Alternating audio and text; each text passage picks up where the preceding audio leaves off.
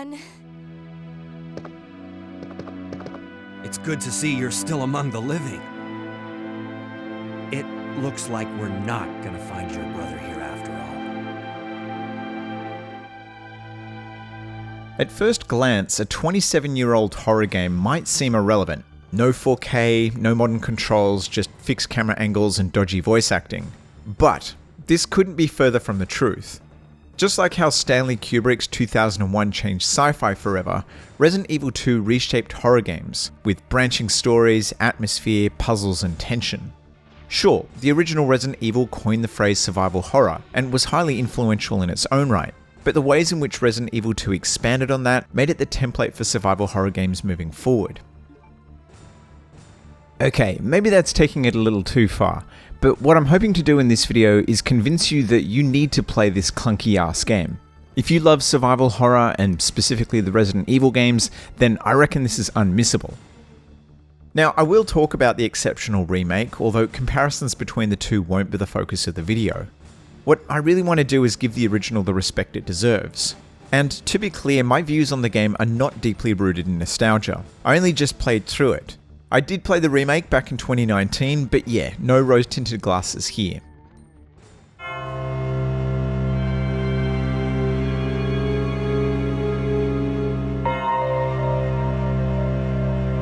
So, the original Resident Evil was actually a surprise hit for Capcom, quickly exceeding sales expectations and becoming an instant classic.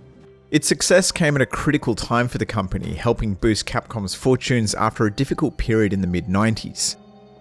Keen to capitalize on this, development on Resident Evil 2 began only a month after the launch of the first game. Directing duties for the sequel were handed over to Hideki Kamiya, who'd worked on the original game as an environment designer. Shinji Mikami, the original game's director, took on a producer's role but remained heavily involved in the project. Kamiya apparently didn't care for horror movies or games, and thought the sequel should be more action-focused. His version of the game also didn't tie directly into the original, being simply set in the same universe. This version of the game, that would end up becoming known as Resident Evil 1.5, was in development for almost a year, and early development work was shown at the Tokyo Game Show in 1996. Although the preview was generally received positively, internally at Capcom it was met with criticism, especially from producer Yoshiki Okamoto. The setting, visuals and story in particular failed to impress, so the decision was made to delay the game and start over. This is not uncommon in modern game development, where games can take years, sometimes decades to develop, but back in the 90s it was almost unheard of. Starting from scratch was undoubtedly a difficult decision, but even Kamiya agreed with it, describing this version of the game as a piece of shit. Fans have tried to resurrect a playable version of 1.5 over the years, and there are numerous videos of the shelved project. Some curated clips of it were included as bonus footage on a disc bundled with Japanese copies of the director's cut of the original PS1 game. For the reboot, writer Noboru Sugimura was brought on to help. He was a fan of the first game, and had provided feedback to the team on Resident Evil 1.5. He salvaged what he could from the original project, but decided that the story and characters would be more closely tied to the first game. Because the team working on the sequel were more experienced with 3D game development and the PS1 hardware, they were able to make lots of improvements. Character models and environments are more detailed, animations were improved, like how Jill and Chris clutch their sides and limp when hurt. AI was improved too. Enemies move faster and are more aggressive, and this is especially true when talking about the bosses. Something that I think is particularly interesting about the development is that it technically didn't need to be split across 2 discs. The reason it was is because the team miscalculated the size of the game's audio data. This error wasn't noticed until it was too late to change, and because the game was already well behind schedule, Capcom decided that rather than delay the game again, to take the hit on the extra manufacturing cost and ship the game on 2 discs. When it launched in January of 1998, it was an even bigger success than the first game. On the PlayStation, it became the fastest selling game in North America, and went on to be one of the best-selling titles on the platform. It was ported to almost every system at the time, which we'll get into later, and would go on to receive the remake treatment in 2019. Despite being a direct sequel, none of the characters from the first game return. Instead, we're introduced to 2 new protagonists. Leon Kennedy, a rookie cop on his first day on the job, and Claire Redfield, who's come to Raccoon City in search for her brother Chris. Yes, the same Chris from the first game. The T-Virus, a biological weapon created by the Umbrella Corporation, has now spread throughout the city, turning the population into the undead. The two leads meet by chance, and after narrowly avoiding becoming whole again with a semi, they decide to team up. Now, I'm not really much of a story guy. Truth be told, I almost published this video without including a section on the story at all because I simply forgot about it. And to be clear, that's not me saying the story is forgettable, that's just a reflection of my short attention span. I found this one pretty interesting though. I prefer in Resident Evil games when they focus on Umbrella, and this one has plenty of lore that you can find that expands on what they are up to. The voice acting and writing are definitely a step up from RE1, but the dialogue delivery is still cheesy, keeping with the series' B-movie aesthetic. And again, that's not a knock against it. This game is clearly aiming for a Dawn of the Dead 80s horror film vibe.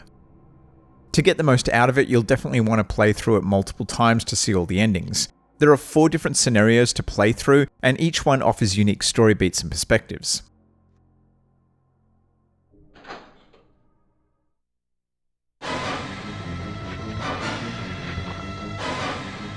I'm going to be completely honest with you. After playing Code Veronica recently, which I enjoyed, I didn't think this would be scary. And yeah, compared to the remake, it's not even in the same postcode.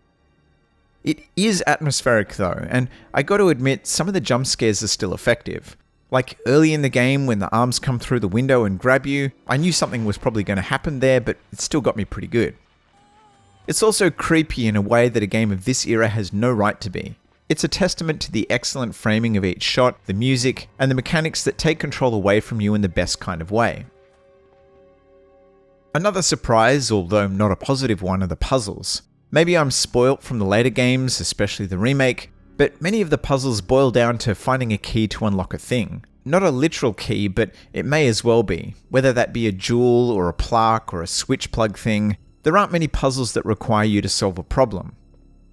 Like the one that involves the chess pieces, I got here on my first attempt, and this properly cooked me in the remake. I'm not even sure it's possible to get it wrong in the original. I think you just need to have all 4 plugs. The real challenge of the puzzles often comes from remembering where you saw an item you couldn't pick up at the time, since inventory space is so limited.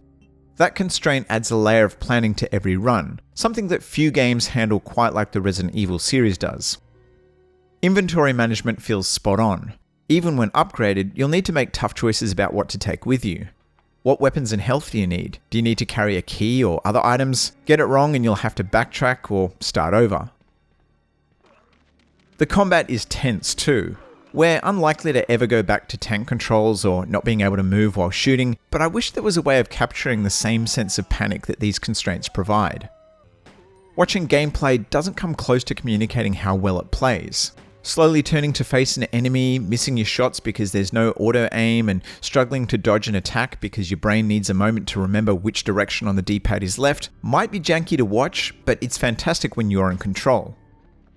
The fixed camera angles add to this tension, and they create a cinematic look that modern gaming has mostly left behind. Your view is always obscured, requiring you to rely on sound and sometimes simply having the balls to run blindly around a corner. Apparently there's a mod that lets you play the remake this way, which almost makes me want a gaming PC. RE2 is a masterclass of this, although I'm yet to play through the remaster of the original, so stay tuned I guess. All of these elements are almost perfectly balanced. You're never stuck doing the same thing for long, you always have just enough resources to make it through a tough encounter, and your ability to approach things in an unscripted way makes discovery and progression immensely satisfying. There's heaps of replayability too. You'll need to play through it at least twice to get the proper ending, of course, and even though the second run uses mostly the same locations, it changes up enemy and item placement and has some different puzzles. Beyond that, subsequent runs unlock new weapons, modes, characters, endings, and heaps of other shit. I'm glad I played through this because although I enjoyed my recent playthrough of Code Veronica, I understand now why so many people take issue with it. It's a lot harder, and it's also super unfair in many ways. I don't believe it's possible to get stuck in Resident Evil 2 like you can in Code Veronica. RE2 on the other hand, while not perfect, feels immediately rewarding to play in a way that few other games in this series do. It makes me want to double down on the apathy I have for 4's action-centric and bloated approach even more. And no, that's not rage bait, I genuinely don't have as much love for 4 as everyone else seems to. Just me thinking it can't get any worse. Leon, we should get going. The remake is incredible. It improves on almost everything, especially the atmosphere, ramping up the horror and making it feel on par with a scary movie. It's a much bigger game too, with larger redesigned environments as well as a completely new section later on that I won't spoil. It adheres very closely in terms of design philosophy to the original, so a focus on backtracking, inventory management, and multiple playthroughs. The station in both games is actually very closely matched from a layout perspective. Everything else though has been modernized. The over-the-shoulder camera angle, analog controls, more complex and satisfying puzzles, even how you tackle enemies is different. It is more action-centric than the 98 game, but not in the same way as Resident Evil 4. In RE4, the focus really shifts towards frequent combat and blasting your way through enemies with a bigger arsenal. RE2's pace isn't that at all. If you treat it like a shooter, you'll burn through your limited resources fast. The challenge comes from figuring out how to get to where you need to go, taking as little damage as possible, and spotting the key items you'll need on future runs. It's a gauntlet of tight spaces, threats you're actively trying to avoid, and resource management. It's a very different flavour. It got a free next-gen update for anyone who owned it on PS4 and Xbox One for PS5 and Xbox Series machines. This added higher resolutions, faster loading times, it increased the frame rate, and it added ray tracing.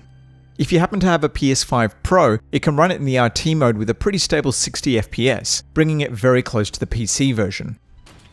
Again though, I gotta stress, while it retains the 1998 game's je ne sais quoi, it's very much its own thing. I'm kinda bummed I only just played the original because it must have been such a treat to play the remake after playing it first. Anyway, if you can, play the 98 game first and then play this.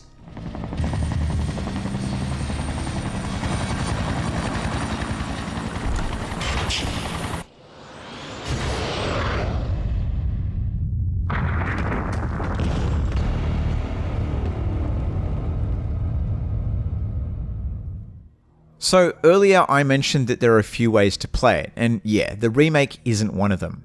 The remake is great, no doubt, but like I said, it's almost a completely unique experience. You should play it for sure, but just know that it's not simply a better looking version of the original, like the Dead Space remake, or even the Resident Evil 1 remake. I'm playing the PS1 version via OPL on a modded PS2, and I'm running it through component cables and a RetroTink 5X scaler. Which, yes, is a convoluted method, but I wanted to play it on original hardware, or as close to as I could. Physical discs are fairly pricey these days, so this also factored into my decision. Upscaled, the image looks incredibly sharp. I love me some crispy pixels, but I figured this wasn't the look they were going for back in 98, so I added scan lines. And you might have noticed that some clips look a little different than others. That's because it took me a bit of time to dial in a scanline setting that I liked. The only problem with OPL and POPs, which is the emulator it uses to run the game, is game saves. I'm not going to bore you with the details of my specific struggle, but if you're familiar with the intricacies of setting up games to run on a hard drive or a USB stick on a PS2, you're in for a similar horror story here. Getting virtual memory cards to play nice with games that are split across more than one discs is an absolute nightmare. Now, the PS1 has a couple of versions, but the one I chose to play is the DualShock version. This came out after the original release, adding analog and vibration support, a couple of new modes, and seems to be widely regarded as one of the best ways to play it. You can download the original PS1 game, not the DualShock version unfortunately, on the PSN. It has some new features such as a rewind feature, quick saves, and some video filters. I haven't tested this myself, but based on what the internet says, it seems to be mostly faithful, but not 100% spot on. I feel like quick saves would kind of ruin the entire flow of the game, but yeah, it's a shitload more convenient than the method I chose. I actually wanted to play through on the Dreamcast because it's very similar to the PS1 DualShock version, but outputs at 480p and apparently has higher quality assets. However, my Dreamcast had other ideas. I think unfortunately it might need a new PSU. Now, I say it apparently has better quality assets because the PS1 backgrounds look sharper to my eye. They're both upscaled using the same scaler, and although some backgrounds on the Dreamcast have more information, like ceiling details, where on the PS1 it's just black, the PS1 version has a darker, grittier look that I prefer. At the end of the day though, it's a little bit like splitting hairs. They both look pretty similar, and it's clear that the Dreamcast has superior character models. It's a similar story with the GameCube port. It has better quality assets than the PS1 version, and along with the Dreamcast has superior FMV.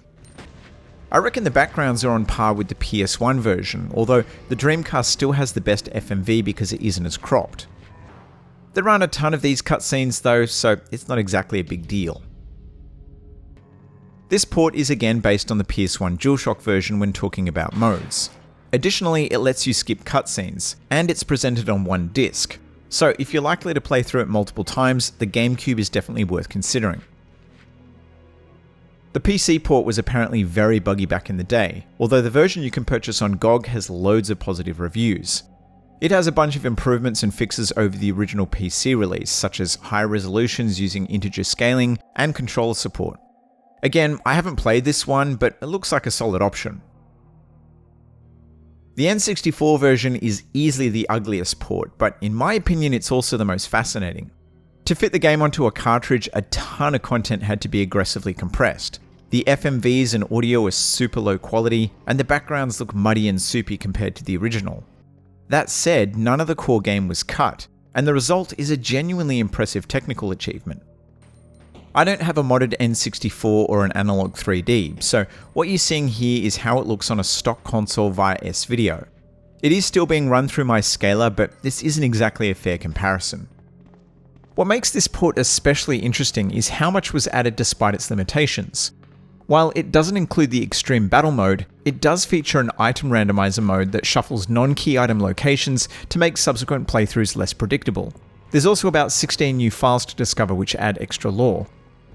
On the technical side, it supports Dolby surround sound, and includes blood and gore options that no other release has. It even offers a modernized control scheme of sorts. Although it can feel a bit clunky, the first-person controls are definitely worth trying if tank controls aren't your thing. Now, it didn't get a Saturn port, and there is an interesting story behind that. I'm not going to cover it here though, because I did that in my Code Veronica video.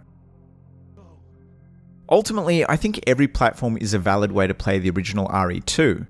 From a purely visual standpoint, the N64 version is easily the weakest if you're playing on stock hardware without an upscaler on a modern display. Still, you aren't missing out on the core game content or modes, and it has some unique extras. The PSN release is the most accessible way to experience the classic on console, though it does lack some features found in the other versions. And if you're on PC, the GOG release is another great choice. If you've got the right retro setup to get older systems looking and playing well on flat panel displays, the PS1 original still holds up. Either way, you can't really go wrong regardless of which version you choose to play.